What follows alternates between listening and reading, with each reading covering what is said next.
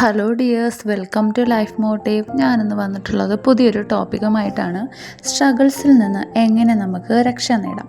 നമുക്ക് ചുറ്റുമുള്ള സ്ത്രീകൾ നേരിടുന്ന പ്രശ്നങ്ങൾ എന്തൊക്കെയാണ്? കരിയർസിലും റിലേഷൻഷിപ്പിലും പേരൻറ്റിങ്ങിലുമൊക്കെ വർക്ക് ബാലൻസ് ചെയ്തു കൊണ്ടുപോകുന്നതിലും എല്ലാം സ്ത്രീകൾ ഒരുപാട് പ്രശ്നങ്ങളും ബുദ്ധിമുട്ടുകളും അനുഭവിക്കുന്നുണ്ട്. അവരുടെ ജോലി കാര്യങ്ങളിലാണെങ്കിൽ ടൈം മാനേജ്മെൻറ്റ് കറക്റ്റാകാതെ വരുന്നു. ഓഫീസ് കാര്യങ്ങളിലൊക്കെ കറക്റ്റായി ചെയ്യാനാവാതെ പോകുന്നു. വർക്ക് ലോഡ് ഒരുപാടാകുന്നു എന്ന തോന്നൽ. ഒരുപാട് കാര്യങ്ങൾ ചെയ്യാനാവാതെ വരുമ്പോൾ ഇമോഷൻസ് മാനേജ് ചെയ്യാൻ പറ്റാതെ വരുന്നു. കൺസിസ്റ്റൻ്റായിട്ട് കാര്യങ്ങൾ ചെയ്യാനാവാതെ വരുന്ന കാര്യങ്ങളൊന്നും മാനേജ് ചെയ്യാനാവാതെ പോകുന്നു. മെൻ്റൽ ഹെൽത്ത് എങ്ങനെ മാനേജ് ചെയ്യാം? ഇതൊക്കെ നമ്മെ ഡിപ്രഷനിലേക്ക് നയിക്കുന്നതാണ്.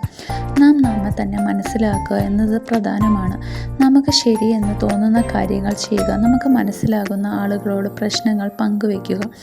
നല്ല കമ്മ്യൂണിറ്റിയിൽ അംഗമാവുക. നെഗറ്റീവായിട്ടുള്ള സംസാരങ്ങളിൽ നിന്നും നെഗറ്റീവ് ആൾക്കാരെയും ഒഴിവാക്കുക. നമ്മൾ മനസ്സിലാക്കേണ്ട ഒരു കാര്യമുണ്ട്. നമുക്ക് ഡിപ്രഷൻ വന്നേക്കാം, നമ്മൾ തളർന്നു പോയേക്കാം, നമ്മുടെ മൈൻഡ് കംപ്ലീറ്റായി നമ്മുടെ കയ്യിൽ നിന്നും പോയേക്കാം. നമ്മുടെ ചുറ്റുമുള്ളവരുടെ ലൈഫും നിൽക്കില്ല, നമ്മുടെ ലൈഫും നിൽക്കുകയില്ല. അതിനൊപ്പം ഓടിയേ നമുക്ക് പറ്റുള്ളൂ.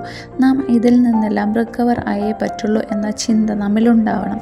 ചില സമയങ്ങളിൽ നമ്മുടെയൊക്കെ ജീവിതത്തിൽ പ്രശ്നങ്ങൾ ഉണ്ടാവാറുണ്ട്. അത് മാത്രം നാം ചിന്തിച്ചിരിക്കാതെ ഈ സമയവും കടന്നു പോകും എന്ന് നാം ഓർക്കുക.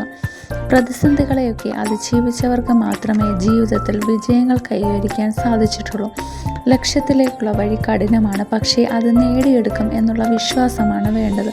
നാം നമ്മോട് തന്നെ പറയണം, you will never walk Elon.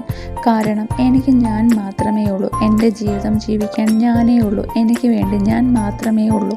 വേദനകൾ സമ്മാനിക്കുന്നത് മനുഷ്യർ തന്നെയാണ്. അതുമൂലം ഉണ്ടാകുന്ന വേദനകളെ മറക്കാൻ സഹായിക്കുന്നതും മനുഷ്യർ തന്നെ.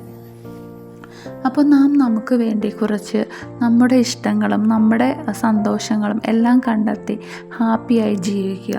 അപ്പോൾ ഇന്നത്തെ വീഡിയോ ഇത്രയേ ഉള്ളൂ. നമുക്കിഷ്ടമുള്ള കാര്യങ്ങൾ ചെയ്ത് നമ്മുടെ ഹാപ്പിനെസ് തേടി നമ്മൾ ഈ ഒരു രീതിയിൽ ഈ ഒരു മെത്തേഡ് ഫോളോ ചെയ്യുകയാണ് എങ്കിൽ നമുക്കിഷ്ടപ്പെട്ട ജീവിതം സ്വന്തമാക്കാൻ സാധിക്കുന്നു. അപ്പോൾ എല്ലാവർക്കും ഈ വീഡിയോ ഇഷ്ടമായി എന്ന് കരുതുന്നു. എല്ലാവർക്കും താങ്ക് യു ഫോർ വാച്ചിങ്.